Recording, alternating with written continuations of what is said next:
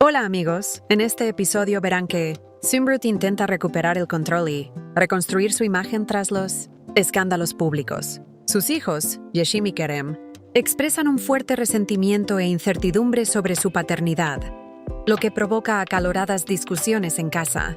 Mientras tanto, Chinar trabaja diligentemente en una próxima licitación junto a su tío Nesip, sin ser consciente de las tensiones ocultas y los secretos del pasado que rodean la muerte de Kemal. Lale intenta consolar a sus hermanos y ofrece apoyo a Yeshim, quien busca una oportunidad de trabajar en la empresa de textiles para el hogar de Chinar para mantenerse ocupado.